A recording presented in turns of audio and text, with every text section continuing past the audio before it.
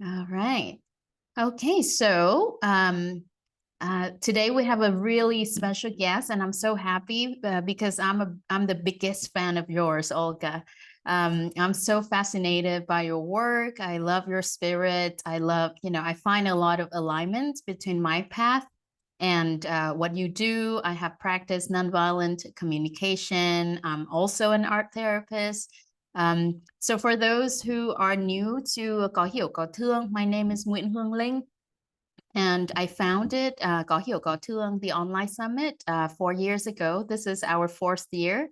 And we look forward to, creating, to making psychology and therapeutic skills a little more accessible to people so that, they don't have to go study it, but still got some takeaway practice to apply in their daily lives. And so this year, we have 2 non-Vietnamese speakers, and Olga, you're one of them. And I would like to introduce you to the public. And so Olga has been drawing and painting since 1984. She has been exploring and sharing art approaches to healing trauma at the intersections of nonviolence, art, and neurobiology since 2017. Olga holds a degree in art therapy. Olga also brings it to her skills at nonviolent communication certified trainer, and she's also an assessor for what is C's for in CNVC? Oh, a Center for Nonviolent Communication. Okay, so she's also an assessor for Center of Nonviolent Communication. Olga has shared nonviolent communication and neurobiology in the UK, Ireland, Russia, Ukraine, Vietnam, and Malaysia since 2007. She has spoken at various conferences, including Resonance Summit. She has been one of the contributing art teachers at Live Book Online program. Olga shared Neuroart and visual nonviolent communication via live and online courses at nvcheart.teachable.com. And I'm so happy to have you here today. Yes, now and the space is yours. Would you like to say hi to our group? Oh, hi. Thank you so much, Ms. Ling, for such a beautiful introduction. I'm so happy and honored to be here. Thanks for inviting me, and I'm celebrating the work that you are doing and the conference as one of manifestations of it. Thank you so much. Right, I'm happy to see you all here, and we'll start with the slides. There's a plan there. I'll use the slides. When I'm looking at the slides, I can't see you properly. I don't see the chat. So thankfully, Ms. Ling and Ms. Hong will help me with the chat. Okay, and we'll first do the theory. We'll talk a little bit about neurobiology and what bits of our neurobiology help us maintain our boundaries in a relationship and respect other persons or people's boundaries. And afterwards, we'll have a bit of an experiential part, so for which you'll need a piece of paper. I have a tiny sketchbook here. And any paper will do. If you've got like office paper, printer paper, it's okay. And a pen, any kind of pen will do. And if you have something to color with, like markers or coloring, I don't know, any coloring supplies, that's a bonus, but you don't need it to do this technique. Please tell me if I'm speaking too fast. I'll try to remember to slow down. Okay, so I'll start with the slides. And I'm really, really happy to see you all. Okay, I'll share my slides with you. Right, I'll start them going. Okay, so today we'll learn a little bit, hopefully, about boundaries and relationships. And what I draw on here is my learnings of art therapy and my practice of art therapy, and also what I know as a layperson about neurobiology. Again, here you can see my last in-person large-scale multi last bits of work. I think it was 2019. I think it was December, before the pandemic started in January, start of February. Okay, and since then I've been teaching lots, including like this workshop here. It was a well-being day in Ho Chi Minh City at Fulbright University. You can see the students doing one of the techniques. But yeah, a lot of my work has shifted on Zoom online, which I'm very grateful for. Okay, so hopefully you all know how to use Zoom, but if not, please ask our wonderful hosts, moderators. Please ask Ms. Hong in chat, or otherwise if you don't know. And yeah, I said about pen and paper. And any pen and paper is enough. You don't have to have any special paper. Okay, my disclaimer. It's an informational session. It's not a replacement for therapy. I try to keep it as gentle as possible. Sometimes when we talk about feelings, old memories of feelings might emerge. So this session is not a replacement for therapy. So like if you find that you're feeling emotional or something has come up, I'd encourage you to contact somebody who you trust, who can listen to you. It might be your therapist, counselor, or I don't know, like spiritual teacher, whoever you have, you know, kind friend who will listen to you without judging you. Okay. And again, because we talk about our emotions and about something that I imagine we all care about our relationships, it can be like open up space for different emotions to emerge. So with view to that, I'd encourage you to look after yourselves. So I try to be as sensitive as possible, but we're not in a group in person together. So I can't see your faces, can't hear your breathing, can't hear your voices. I can't see if somebody left. So then I encourage you to look after yourselves. So if something has come up and you're feeling like emotional, triggered or something, you know, there's a lot, overwhelmed, or you just want to slow down, I'd invite you to write pause in the chat, or you can switch on the microphone. I don't know if you can technically do it, and say pause in voice. And thankfully, Ms. Ling said that she'll monitor the chat and say, you know, if somebody wrote pause, then she'll read it out.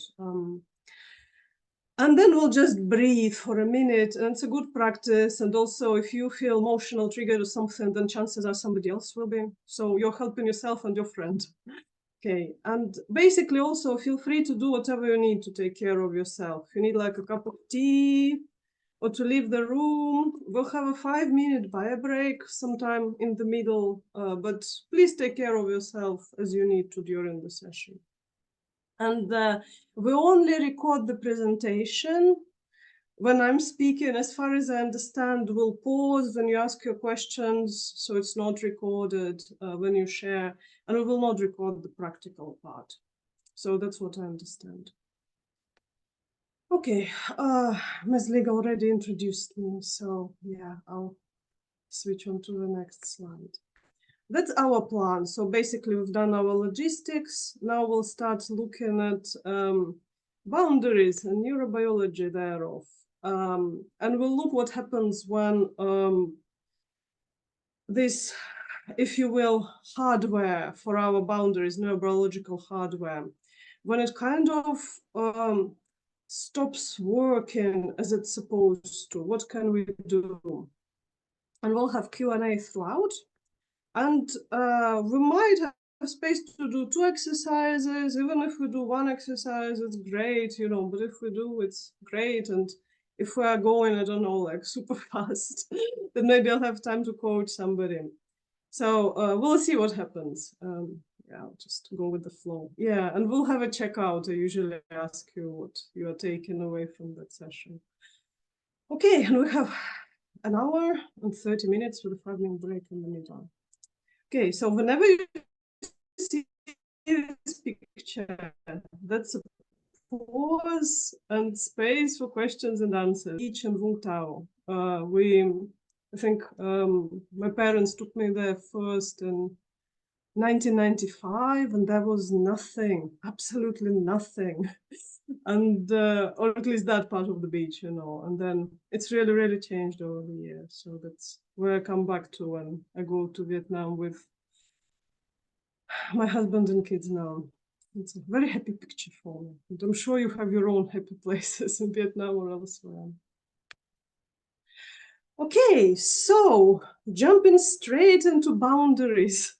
In therapy, we often work with the metaphor. So I was thinking about like boundaries, you know, like physical boundaries, like between countries. And for work over the years, I've traveled a lot. And this is one of the places that I visited. And in the middle of Berlin, in Germany, there's that Berlin Wall. This is actually a piece of art by then Soviet, after that, Russian artist Dmitry Vrubel. And I think he lives in Berlin. And that's like a secondary painting of this street art.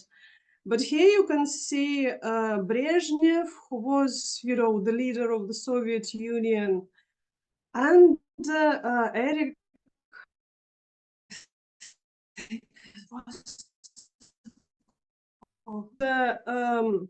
The quote in German Russian says, "My God, help me survive this deadly love." So if you think about Berlin Wall, that was like a very, very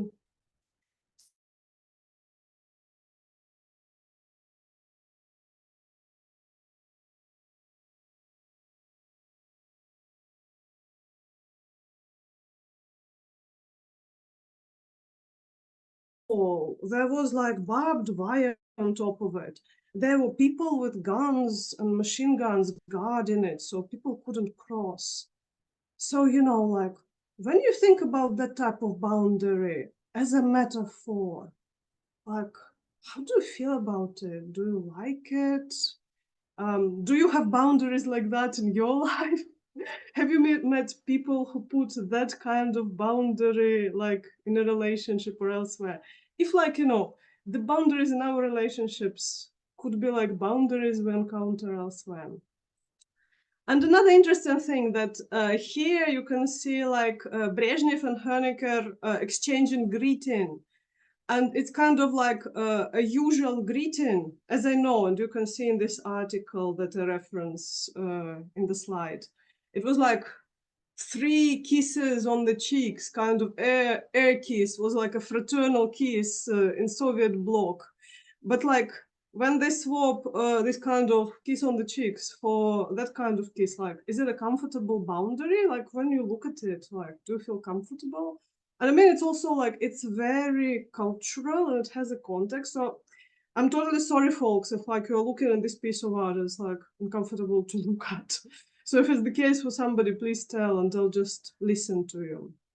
Yeah, but it's something that, you know, like Berlin Wall, whenever I'm in Germany, if I'm in Berlin, I go there and it's like such a historical place. I like sitting there and I like also seeing, you know, the art, because like that was the transformation. This wall that was like separating families for so many decades so strictly and separating 2 ways of living, it came down in the 90s.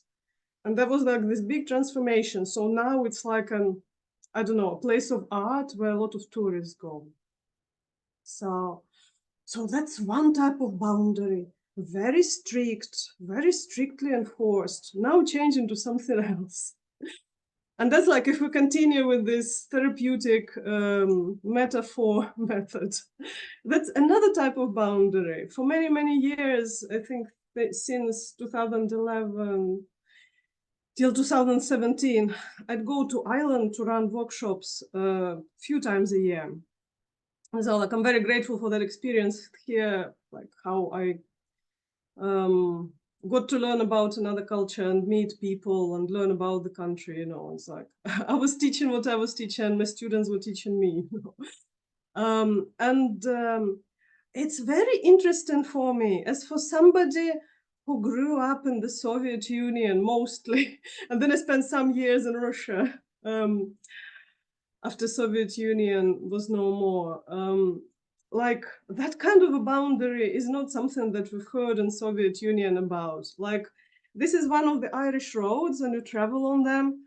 And the road signs say if you're going from Northern Ireland, which is the part of the UK, they go into miles per hour, the road signs. And then suddenly it's kilometers per hour, which is the European Union. And like, you don't see that boundary. And thankfully, even after Brexit, the unity of Ireland still remains. Like, if you're interested, you can look up Irish Troubles and basically the long story of how some people in Northern Ireland wanted to stay together with the Republic of Ireland and other wanted to stay in the UK. And there was a lot of unsafety to do with it. Yeah, so that's another type of boundary. It's kind of there, but it's not a Berlin Wall. So I invite you to think about your life, you know, it's like, do you have that kind of boundary with somebody in some relationships? Because also when you go between Northern Ireland, which is the part of the UK, but it's also a separate Northern Ireland, and you cross into Republic of Ireland, it's a different currency, it's a different country. The boundaries are still maintained, but they're maintained in a way like more softly, gently, differently. And of course, it's like two opposite continuums, and in between there are many, many, many mixes and options. So I just wanted to show you those two pictures to invite you to start thinking about it, you know, like boundaries in your life. What kind of boundary you have with somebody? Is it like Berlin Wall? Is it like this boundary between Ireland and Northern Ireland? Is it something else, somewhere in between? So, yeah. And if you're interested about use of metaphors in therapy, there's quite a lot of research on it. There's one book that's written by a Manchester therapist nearby. It's called Veils in the Desert. It's called Jonathan. I can't remember the second name. Okay, but if anyone's interested, ask me and I'll look it up for you during the break. So ask in chat. Okay, so deepening into boundaries. I like sketching, so this is like one of my sketchbooks. And when I go to the cafe, I sketch, including people, if it's okay, you know, and I sketch in a very loose style, so it's not like I'm taking a photograph of them. Yeah, so if you look at those two people, and you can look at the distance between them, and this is like another type of boundary, you know, like it's the physical distance or lack thereof that we put between ourselves and other people. Actually, there's quite a bit of research, you know, for example, in different countries, when people are waiting for their turn to go and see the doctor and they sit on the chairs, how close or how far they sit from each other. So in a way, it's almost like our physical boundary. And of course, most of this research was done pre-pandemic, so it was different, you know.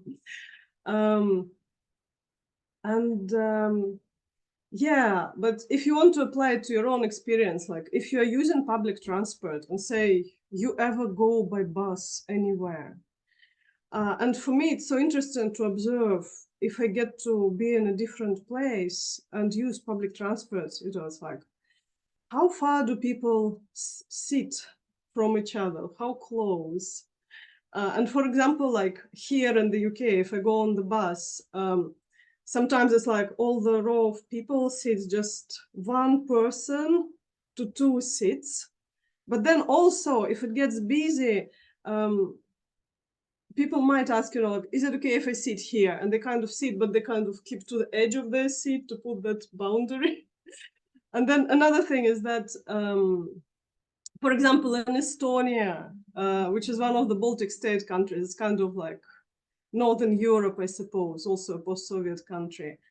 I'm told that you never, ever take the seat next to somebody on the bus, because it's very rude. Like, you break into their personal boundaries. Unless, you know, you can't stand, like, you have mobility issues, or it's your age, or maybe it's hard because you don't feel too stable when being pregnant or something like that, you know, then you might ask and sit, but it's like an exception, you know. So again, I invite you to notice when you think of a particular relationship, you know, it's like, it might be a friend, it might be a partner or partners or significant others, it might be like your parents, how close physically you are with them on sharing space.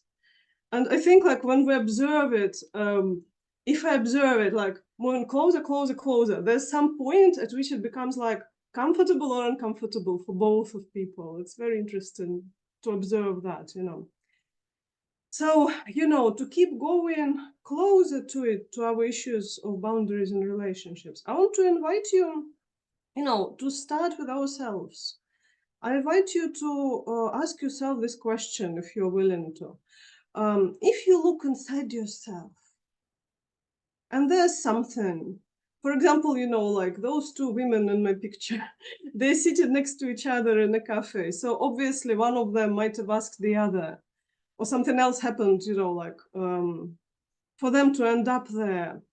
And both of them must have said, yes, let's meet there.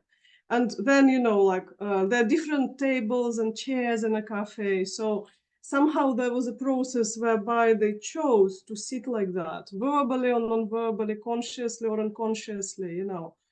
So surely at some point they must have known within themselves, is it a yes to meet up or no?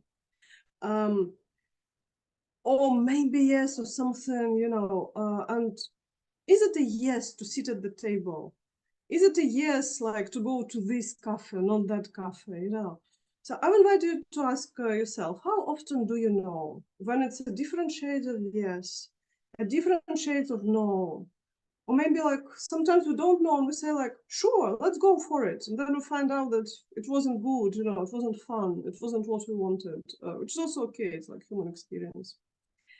Yeah, and sometimes also, you know, I invite you to notice or think of times when you knew this yes or no inside yourself. And then also, how often can you follow by action or inaction your inner yes or inner no? And if you're not comfortable with words like yes or no, you can pick up like, I want to do it. I don't want to do it. I want to do it 85%. I don't want to do it 95% or something like that, you know. So yeah, so that's something, you know, like, we're starting to explore this topic of boundaries.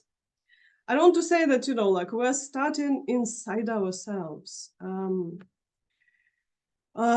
to start bringing neurobiology into it. I really like work of Gabor Mate, who's a PhD and medical doctor. And he has one of the books that was with me all 5 years that I spent in Vietnam. And then it went to live at Ho Chi Minh City University of Technology Psychological Faculty Library.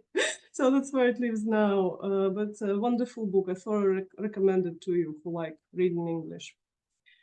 And the quote from Gabor Mate, he often asks when he does like talks, have you ever had a powerful gut feeling about something? You didn't pay attention to it and you were sorry afterwards. So for me, it's like almost like a really extreme expression of like, we have a no inside. It's like, no, don't touch it. Like, don't go there. But then, you know, we might talk ourselves into like doing something or not doing something. And then, sorry afterwards. So yeah, if you ever had this experience, yeah, you can note it to yourself. I've had those experiences many times, and it's all right, you know, like with age, every time I have something like that, I work on it. I take it like to a one-to-one support session or mentoring or supervision or therapy, or I write my journal or I do some art on it. And next time I can do better. So there's nothing wrong with this happening to you. And if you want to change it, it's really possible to change it. And this is the picture of Dr. Gabor Mate. And another quote of his, if you might ask, like, why do we do it? Why don't we own our inner gut feeling? So Gabor Mate says that we are born with the need for attachment, or sometimes he says belonging, and the need for authenticity. And that's the quote out of his book, The Myth of Normal, also a wonderful book. What does it mean? How does it affect our boundaries and relationships, those two needs? And for those of you who study nonviolent communication, like we have a list of needs and a list of feelings. So the kind of needs for belonging would be around under the word of like connection, for example, and want to connect to other people. And even more want to have this lasting connection, first to our parents and family, then to our partners, if we choose to have a partner or partners. And the need for authenticity, in that list it comes like under autonomy, is that kind of needs. We want to be ourselves. We want to express what's true for us. And it doesn't mean like talking about it. We express those things in different ways, like how we dress, what we do for hobbies, who we choose as friends. It's things like that, It's not necessarily talking or in words. Okay, and carrying on with it, like I see this continuum between authenticity and belonging attachment. And so it can be to your parents, to your extended family system. You can vocal belong in social groups. So, for example, your class at school, if you went to university, your group at university, it might be your colleagues at work, so it's like, say, if you work for an organization and you take a holiday with your colleagues, then, or celebrate something, like it strengthens that belonging and attachment. You belong to the society as a whole by choosing to follow, like how people dress, how people present themselves, the language or languages you speak, things like that, and of course, it's also the family that you created with your partner or partners as a couple or family or whatever. And so, going to previous slide, if you look at this photograph, it's actually like my extended family from way back around 1900s on my mother's side. And if you can see, it's like most men have beards, and that's how they express belonging to, like, I belong to the social class. I belong to this group. I belong to this village. If you can see, like the women who are married, they're wearing headscarves. Like I have a headscarf like that, but around my neck.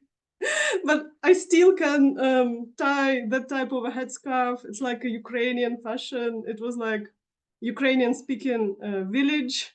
So I still know how to tie headscarves like that. Not necessarily like that. There's like many styles to tie it.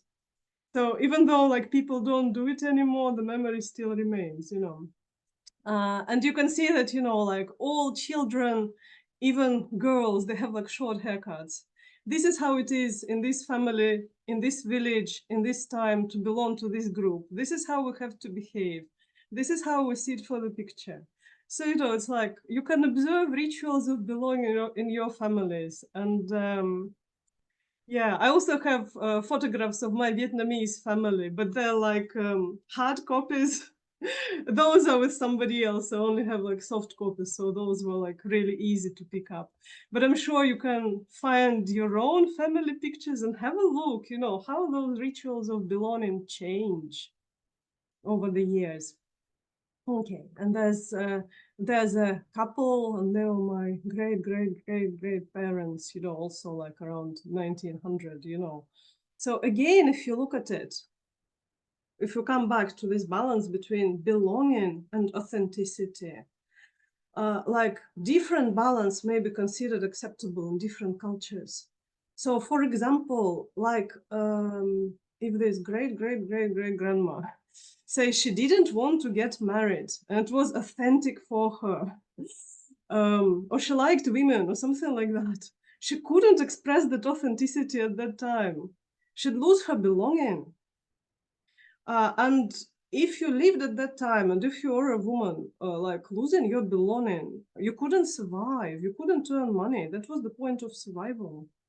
So, like, can you see how, like, belonging is really this important thing? And if we look at the old times, it's really a matter, like, of life and death. Can we look after ourselves? Can we survive? Can we earn enough money and get enough food, you know?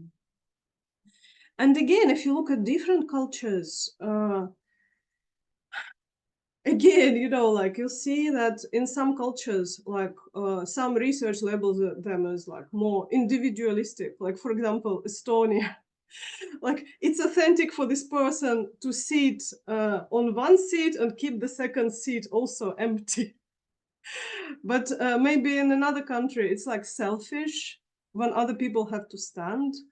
And then, you know, it's like this bit where we are on the scale from authenticity to belonging will be somewhere else.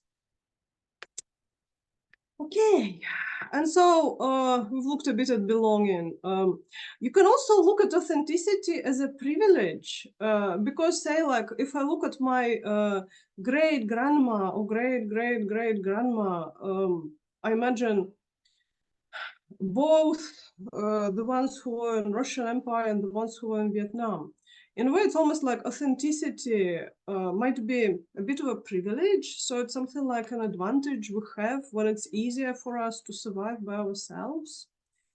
But if we have authenticity, we know what we feel, including our body sensations. We trust ourselves. And I think, like, for me, authenticity is kind of a direction. It's a path to travel. It's not like, oh, I'm so authentic. I arrived. I don't have any more work to do. It's kind of a daily work that I do, you know, because, like, you exist in a society with this continuum between authenticity and belonging. And they sure still want to belong, too. We can express ourselves in some way. So like this sketch I was doing in Vietnam, you know, it's like when I'm in Vietnam, like obviously I don't speak the language, but like with my family, I speak like in Russian or in English. I'm very lucky that they're more talented in languages department than I am. So it's like I have more limited ways to express myself. I can still express myself in art and it can be understandable to people, even if we can't speak the same language. Okay. And I also want to come back, you know, when we're talking about extended families and time, you know, like this is one of my colleagues, Miki Kashtan, also certified trainer with the Center for Nonviolent Communication from BNVC. And she has those NVC core commitments. Miki talks about this multi-level perspective. So in a way, almost like when you think about boundaries, and I'll come back to it,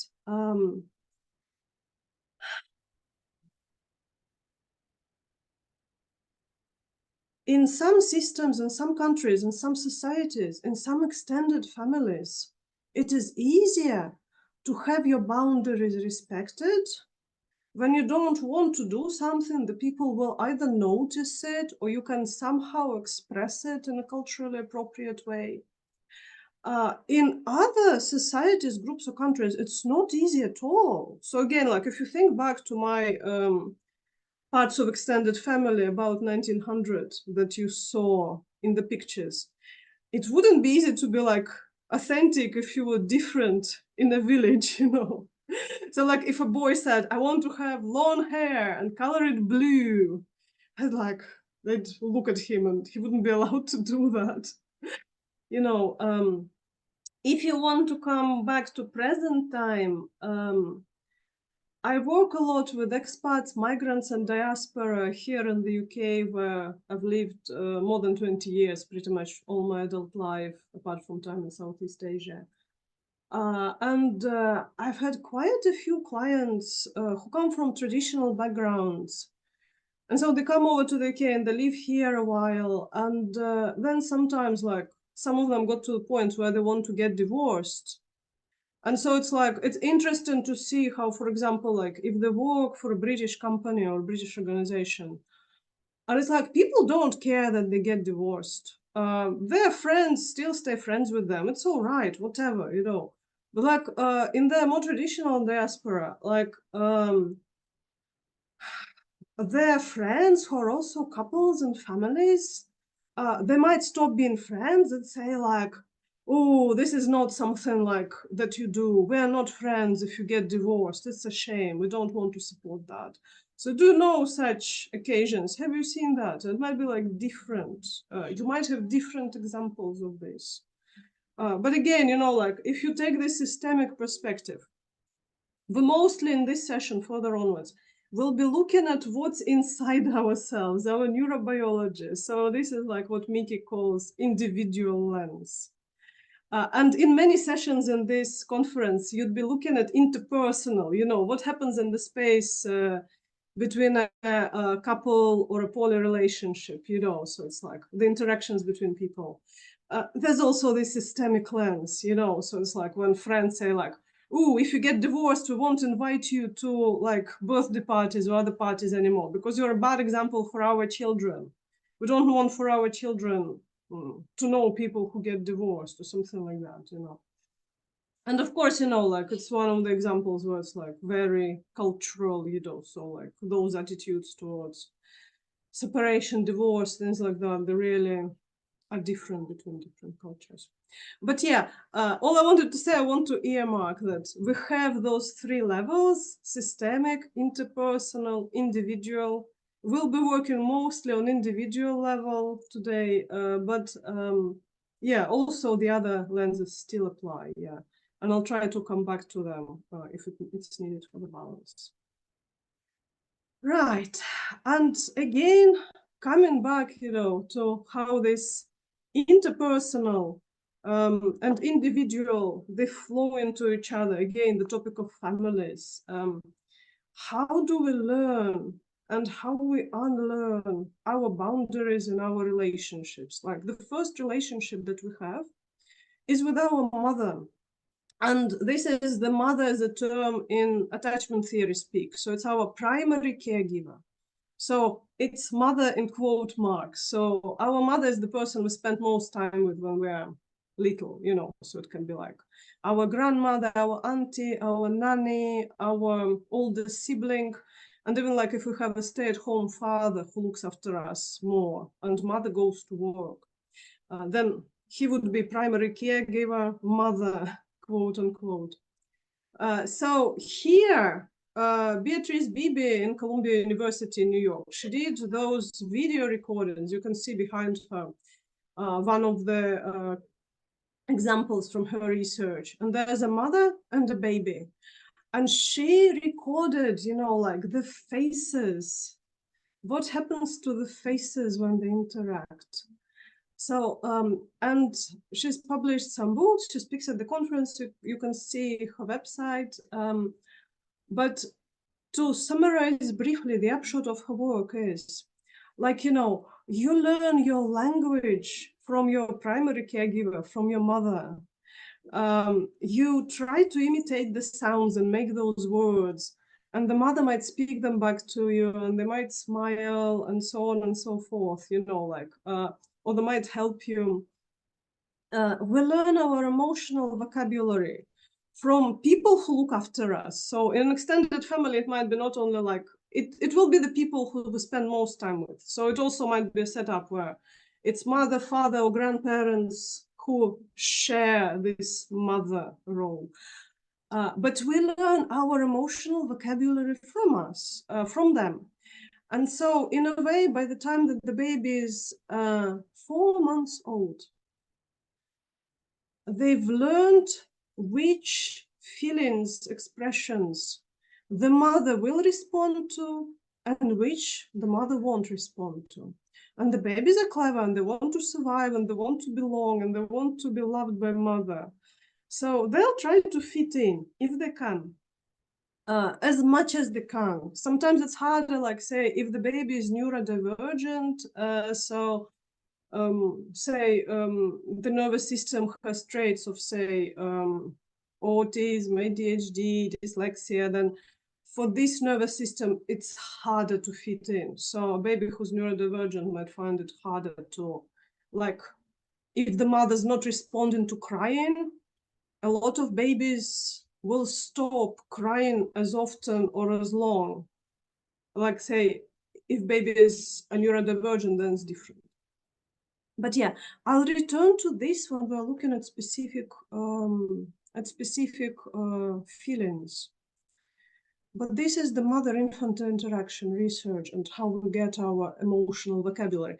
And this is also how we get to keep or lose our authenticity.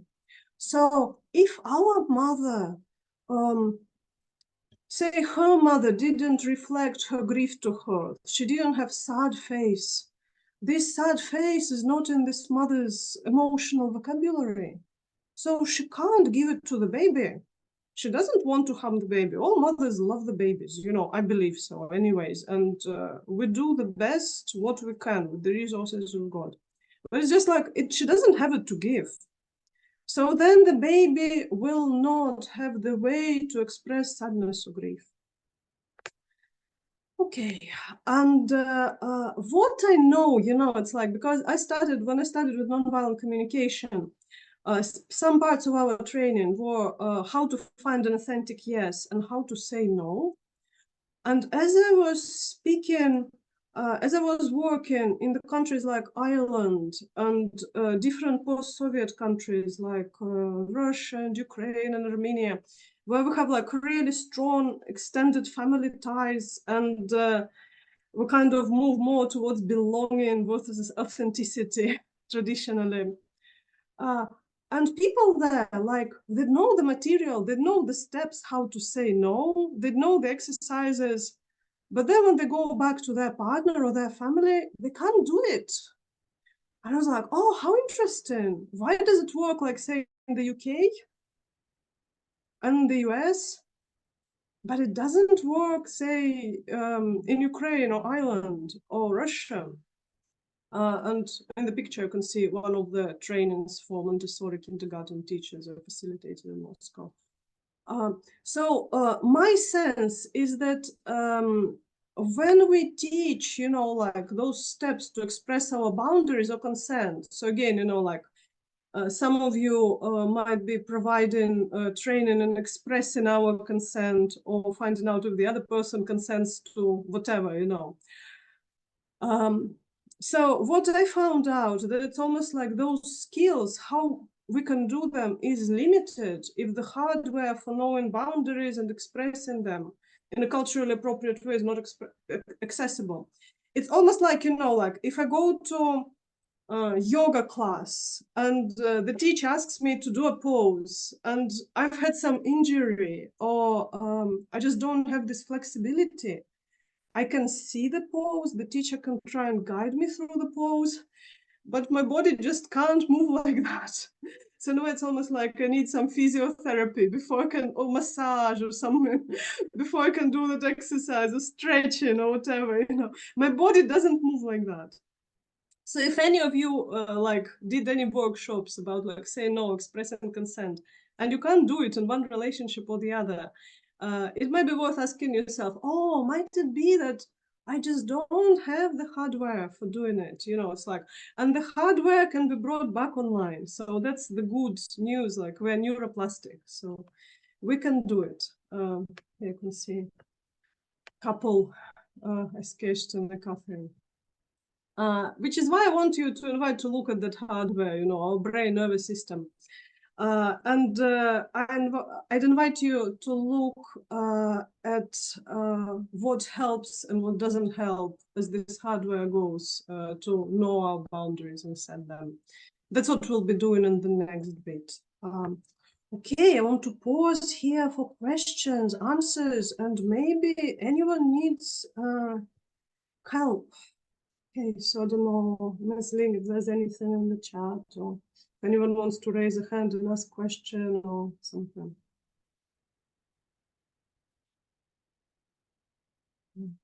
Just talked for a long time, so if something doesn't make sense or I wasn't culturally sensitive, because like, I mean, I'm stretched between so many cultures, so I kind of know many from the outside, but I'm not on the inside of many.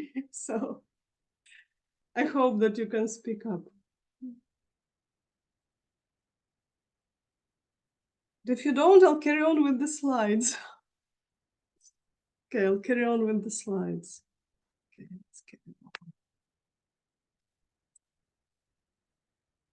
Okay, so now we're moving up to this wonderful neuroscientist called Jaak Panksepp.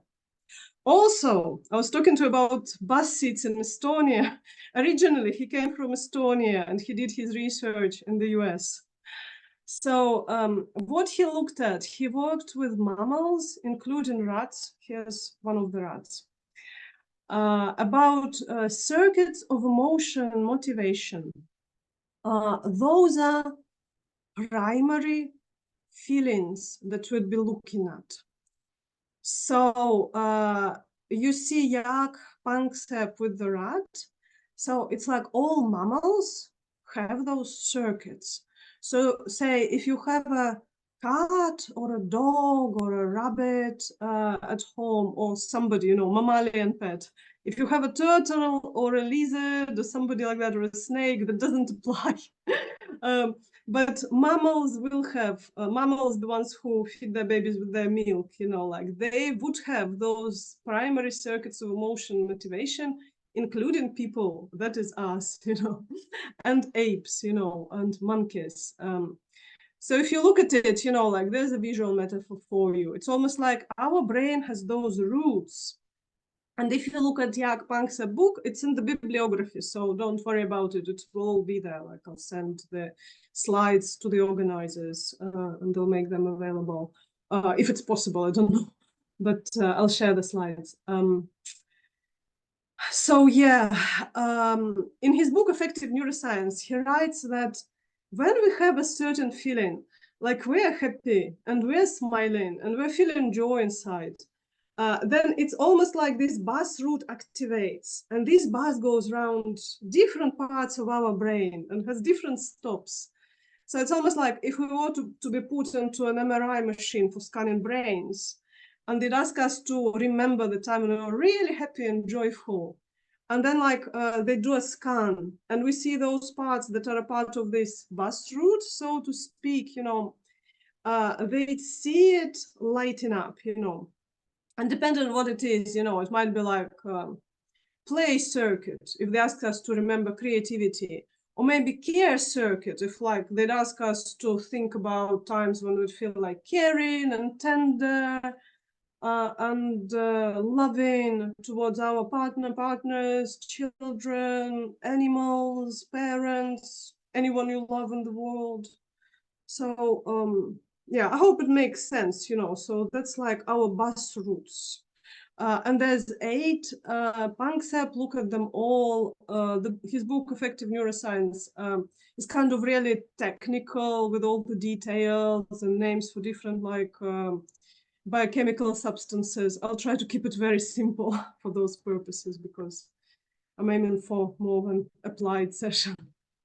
So to help you relate to it, I don't know if any of you watched this Disney movie Inside Out. So if you don't like the bus metaphors, like for example, sadness with blue hair, so it's really sad. Yeah, I could see like sad facial expression, like they were very good, the people who are animating, like eyebrows go in and down, the corners of the eyes go down, the corners of the mouth go down, and like the body posture is very sad, so it's like they are, most of them, pretty much like primary emotions. So like I think that green one, not sure if she was like jealousy or envy, that's more like a mixed emotion. You have to have thoughts about it. But I believe that also maybe some mammals with more developed brain, they also might have those like more complex emotions. But here we're looking at the primaries, and here it's like sadness and rage and fear. That's the ones. Okay. So if we move from our metaphors of buses and Disney characters onto circuits to emotions and motivation, and thanks to my colleague Sarah Payton and her permission, I'm using a few of her slides. Yeah, altogether there's 8 of those circuits: seeking, care, play, panic, grief, fear, rage, and sexuality. There's also disgust somewhere there. But we'll be looking for our purposes, for the purposes of boundaries, at seeking, rage, and disgust.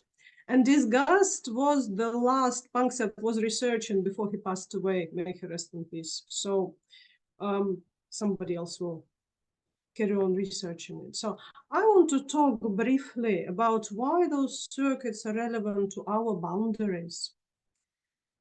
And with the seeking circuit, it's almost like it's not only a bus, but it's almost like this highway or motorway on which all buses are going. So for those of you who do nonviolent communication, we have feelings and needs, and then we have strategies. So like with the needs, it's what we feel we want inside or we value. But with the strategies, it's almost like the step or steps that we take towards creating that in our life and making the world more wonderful. So that's the seeking that helps us to take steps and know our strategies. And what with the seeking, if our seeking, we can see the seeking circuit completely switched off, the pathways for it, like the bus route being completely dark, when we have clinical depression.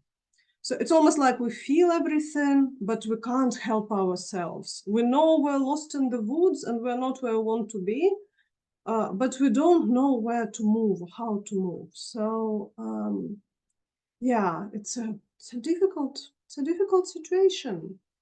And so if you look at the seeking circuit, there's the chemicals it runs on, dopamine, glutamate, and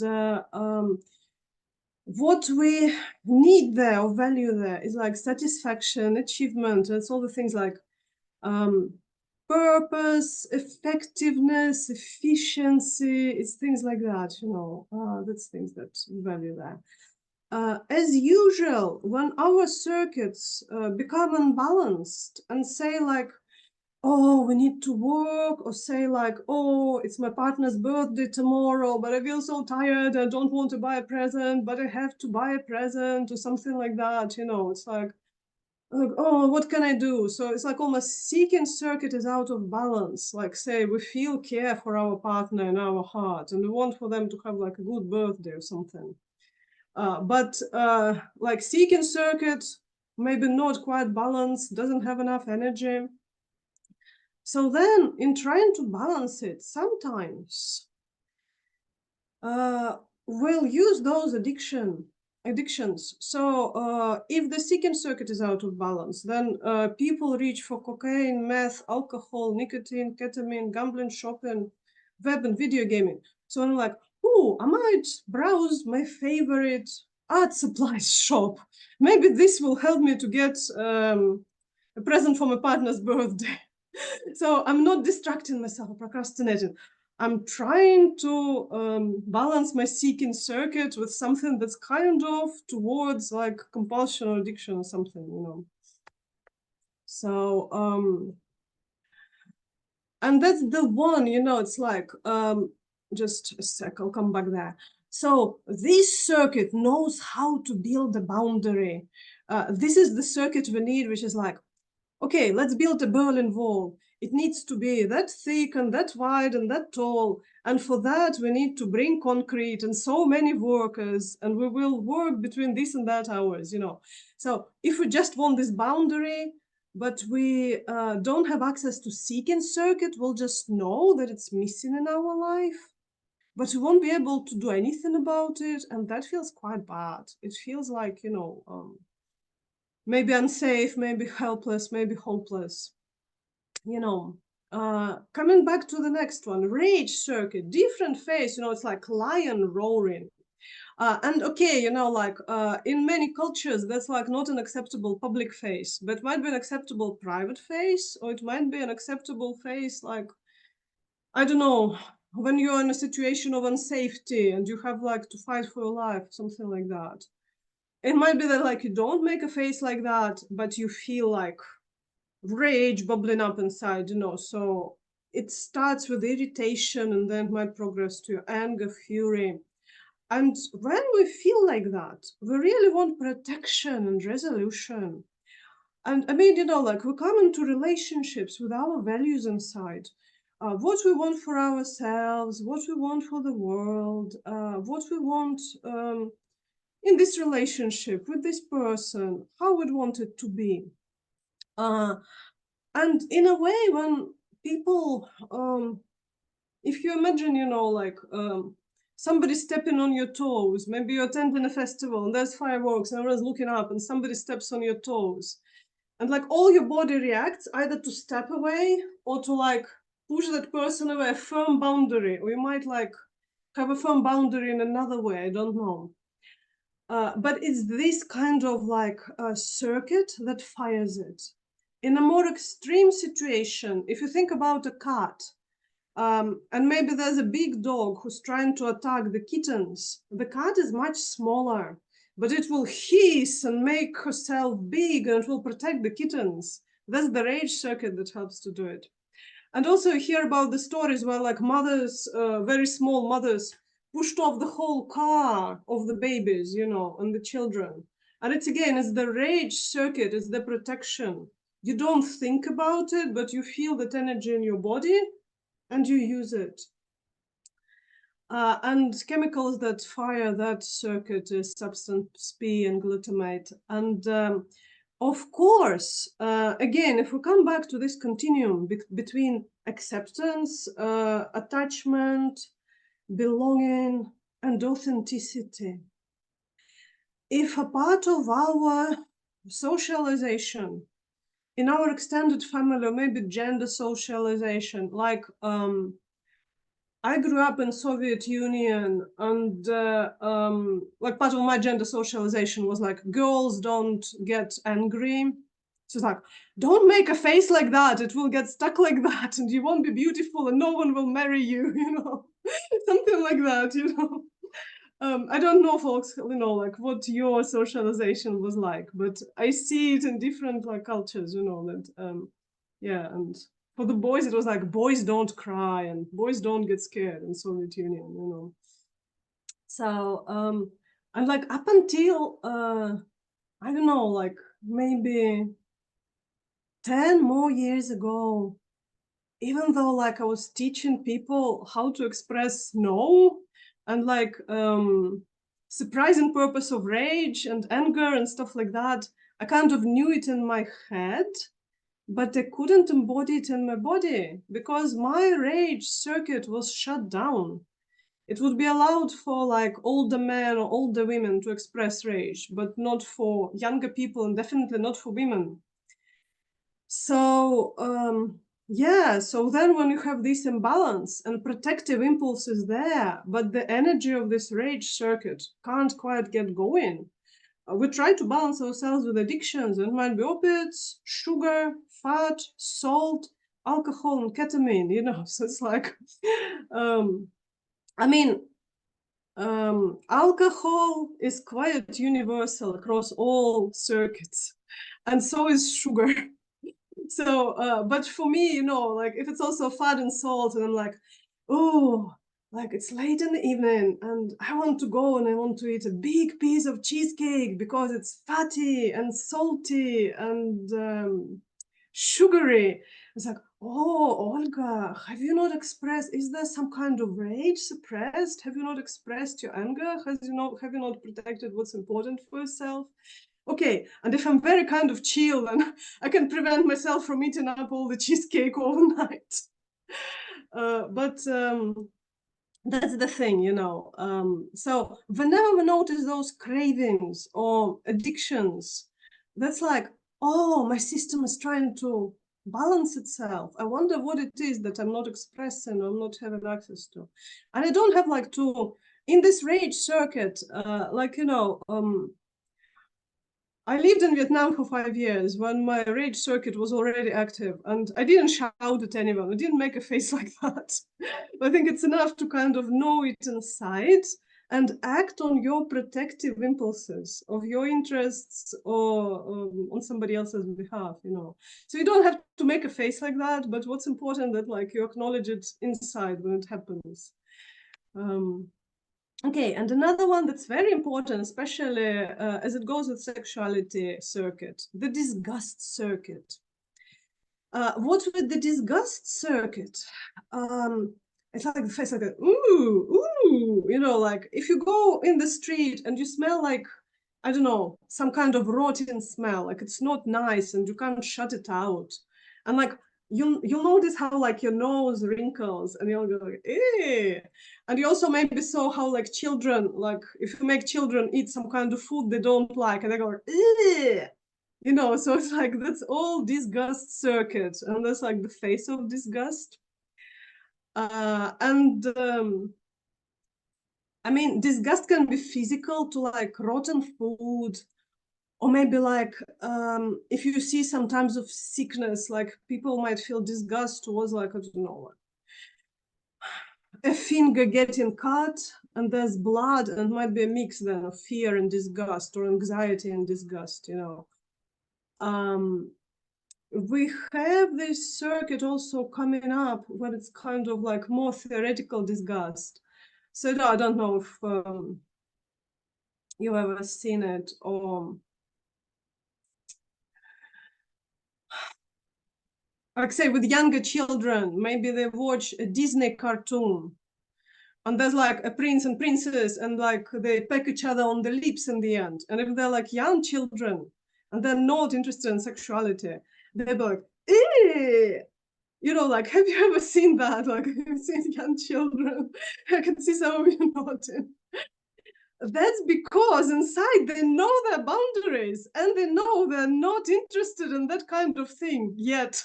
So, you know, it's like, yeah, and having access to their disgust, having access to our disgust helps us protect our boundaries. It's the same like if you go into the kitchen and maybe you had a very stressful day and you forgot to put away some food, and you come back and it smells and it's spoiled and it kind of like maybe there's ants and you go, ooh, and you don't eat it and you put it in the rubbish bin or recycling or whatever. And that saves you from getting sick. And it's the same like as we grow up, knowing our disgust towards people getting too close, people touching us in a way we don't want to be touched. When we know this disgust, like we can actually maintain, establish our boundary, or if we are small, then ask somebody else to help us. So it's very, very important.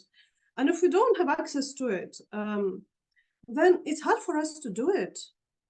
So what we see with the disgust circuit, as we start looking at it, let me just flip through it and we'll do the few last slides of theory and then we'll have a break and then we'll keep on with our practical part. Olga, I think we have 25 minutes left. 25 minutes left. Yeah, Great, maybe okay. we skip the break. Yeah. Okay, no problem. Okay, then I'll do this last slide and then we'll go on to the next bit. Okay, so our nervous system has those 3 states, and you may have heard the phrase fight, flight, and freeze before. So I'll go for our disgust circuit. It might be immobilized. So you know that your disgust circuit is immobilized if you might eat the food that has spoiled. You also might use, I don't know, like the towel that's not yours and smells funny. If you also might go for some suggestions around sex with somebody and like you don't feel either way and you kind of feel switched off from it, you know. That's why we see the circuit being immobilized. With this circuit actually being in, so that's like red, you know, that's like a stop with the traffic lights. With the yellow kind of like middle state, which is also called sympathetic activation. So that would be fight, flight, alarm, aloneness, or sympathetic activation of disgust. You are disgusted by everything. So sometimes you see those like, I see it in teenagers. So it's like as their sexuality circuit awakens, and so on the normal circumstances, the disgust circuit would be awakening too. So like, again, it depends on your culture and society to what extent we as teenagers are allowed to express our disgust. But like, it might be, you know, like people go, teenagers, they go like, "Oh, disgusting! This is disgusting!" Ooh, you know. So it's something like that, you know. Or in adults, we can see in extreme forms, like say when there's like compulsive cleaning.